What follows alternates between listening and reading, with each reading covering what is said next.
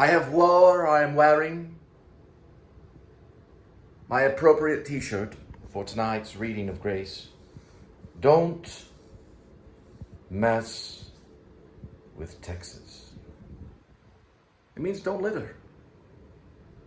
One tear goes down the Native American's eye as you throw that Pepsi can, or God forbid, a flick of a Marlboro cigarette out the window, igniting a flame so big and bright that you can see it all the way from Las Vegas to Texas.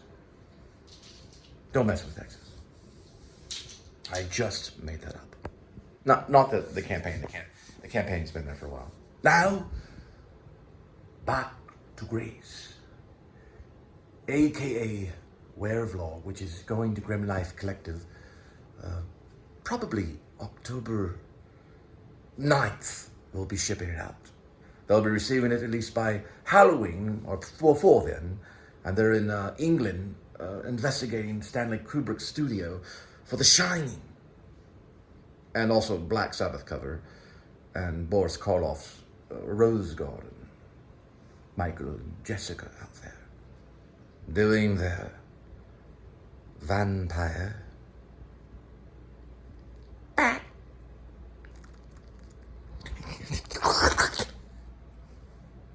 Dracula's for another day. In the sequel, there will be vampires that come in to control the werewolves, kind of like authority figures. We'll get to Grace Part 2 much later. We may be well dressed then. Regardless, it's a full moon tonight. Well, not necessarily tonight if you check the weather bug, but it is in the script and the story. We'll get to it in a minute. Kat has feasted on Sheba, a perfect portion of cuts and gravy.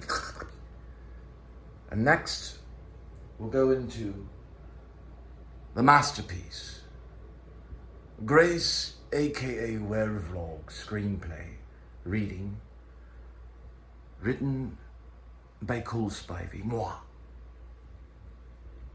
Look into the page numbering and the titling. Enjoy. Grace, aka Werevlog.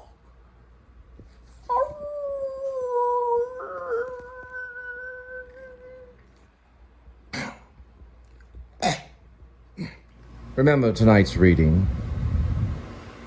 You go to Grace, aka Werevlog, starting on page 145.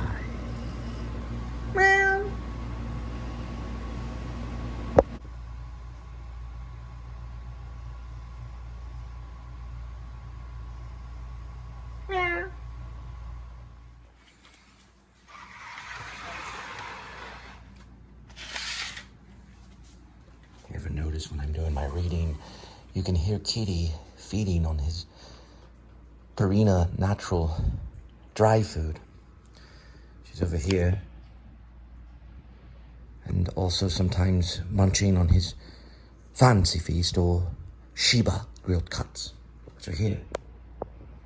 Now, for the screenplay. Also, Grace, aka Werevlog screenplay. Starting on page 145, and we really got to get into this.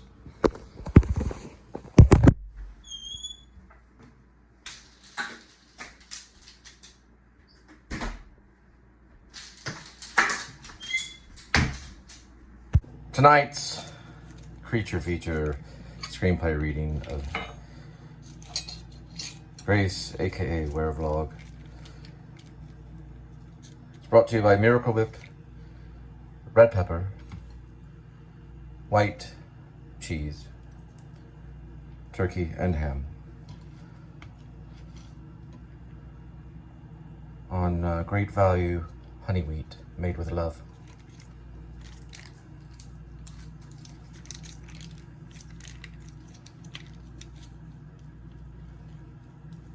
Bitty well, little kitty. Bitty well. And this is Lipton tea with golden. We're not gonna do the chamomile, actually. It's not what's really in there though. It's a red dragon. I was just trying. It's not Red Dragon, but it's what's it called? It's dragon fruit. It's dragon fruit tea. They have it at the gas station, Walmart's, grab and go. This is racetrack though. It's racetrack package though.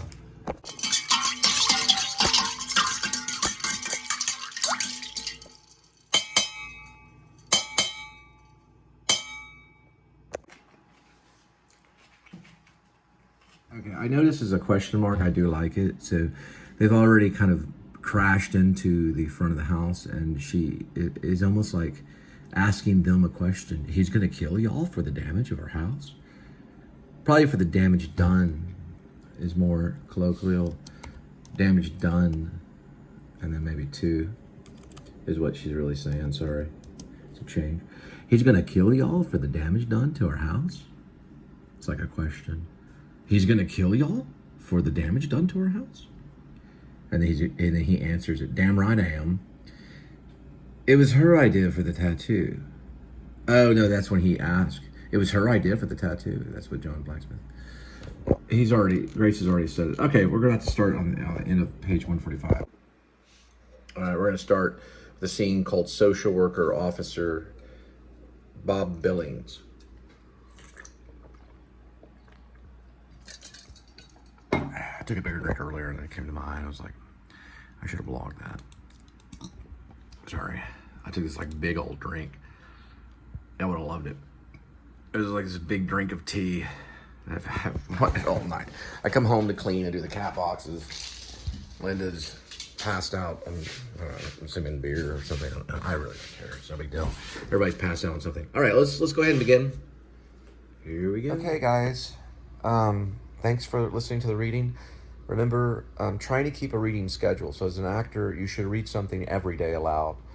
A paragraph out of the newspaper. Marlon Brando used to do this all the time. He would take that paragraph and he would read it. Guess who taught him that? Stella Adler taught him to do that.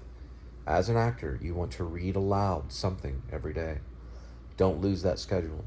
Now, as a writer, it takes the same work as a gymnast does for the body, with the mind. And Charles Bukowski is a good example because he had his 10 o'clock to 2 a.m. every night. And if he didn't make that 10 o'clock to 2 a.m., then he felt guilty. He was a drinker, but he would feel guilty. He had guilt problems. If he did not write between 10 p.m. and 2. He just did the 10 to 2. He was a postal worker that never made it. He never made it until the very end. Mickey Rourke helped get him in the limelight. And then people went back and saw the footage and realized that who he was. No one knew who Charles Bukowski was until Barfly came out. And that was Mickey Rourke helping Bukowski. But Bukowski wrote some incredible books, and he always kept along the same theme. He was probably one of our most brilliant writers of the turn of our century, Charles Bukowski. He got started in it was like the Free Press was one of the places that he went to. He started another press magazine coming out of Los Angeles. I think it was the Los Angeles Press or something similar. And he had a dirty old man column, and then he switched that to the Free Press. It was like an alternative magazine that you would pick up like in the alleyway of not the suburbs, but like in the city. You know, like Voice magazine, or what we have here, that's in Dallas. We have another one here called Fort Worth Weekly, I think is what we call it here. It'd be like a magazine like that, or a newspaper. And he had a column for many years, Dirty Old Man. And he was a stand-up comedian. And he was a little like Hemingway, because when he would do his readings among these young people that thought he was hip, he would, quiet them a little bit, saying, "Hey, I'll go out there and beat you up." He was a foul mouth perv nearly. I don't aspire necessarily to be him, because you don't want to do that. You don't want to copy. Because he did that. When you start mimicking others, you start losing yourself. I don't think I mimicked anyone on Grace, aka Werevlog. I think that may be one of the reasons I like it. And some of my others, I've thought about Arthur Miller or thought about Mamet. On this one, there were no other thoughts other than how am I going to get out of this? You know, when I started writing a fighting film like Rocky, I guess maybe Stallone, and R. Russell, David R. Russell, the one that wrote The Fighter, or the one that directed The Fighter with Mark Wahlberg and stuff. I wanted some kind of feeling of that, and then I thought, I cannot do this. It would never work. And that's when I started hearing the Coyotes and said, wait a minute, this could be Werewolf. So, great exercise. Oh, man. And then I have another one that I have on hold called Love and War, which is a war film. Possibly maybe looking at that to transform it into format and shave off a lot, edit a lot of it. I gave it to a soldier the other day, an Army soldier, a lieutenant in the Army. He served 13 tours. Not mentioning his name for security reasons, but I cleaned his apartment, but he served a lot. He was a great guy. Let's see if it gets picked up. Let's continue the vlog. Let's see. It could all run alongside the vlog, but let's see if it gets picked up. We'll give it maybe at least until the end of October and see if we can transition into something new. But thank you for watching, and y'all have a good night. We always have to keep our heroes in mind. I just want to say that you don't want to. I don't know the rules on how long you work on a screenplay. I know that Eraserhead took 5 years, but only Lynch would know, and that was scripted. I've taken photos of the script of that and put it on my Facebook. But only Lynch would know. David Lynch would know if that was continued for the whole 5 years. I don't think it was. Meaning the script. Was it solidified and frozen, and then the scenery and the acting and the directing and the film itself took 5 years. So the script was good. And then they had to work on the script to bring it to life. And that took 5 years on Eraserhead. You got to read the script to Eraserhead. It's actually very controlled. And there's philosophy in it. She's doing the werewolf back there. There's philosophy in it, meaning she's talking in her sleep. There's philosophy in Eraserhead.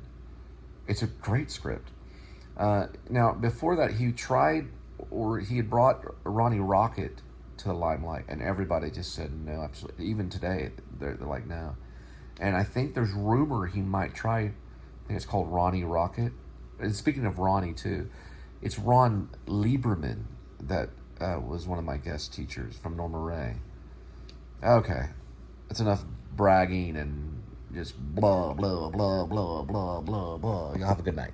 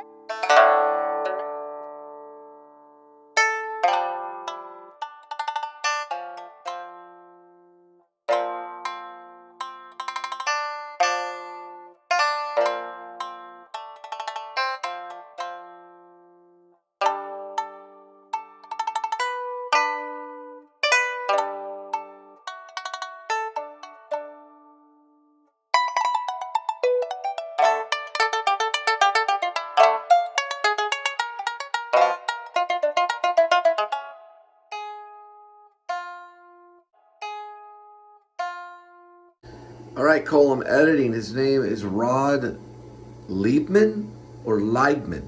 It's spelled Leibman. I think we pronounced it Liebman. And he was in Norma Ray. So you're going to get it wrong here a few times, but don't worry about him coming in here from the future. I just time traveled in from my bathroom talking to you. Okay? So it's Ron Liebman. You'll say it wrong a few times, and then you think you get it right when you're cleaning the house in the second part of the vlog. You still get it wrong. You thought you said Rob Lieberman. It's actually Ron Liebman. Or Sally Fields. Now, maybe someone might say Ron Liebman, but I heard Ron Liebman.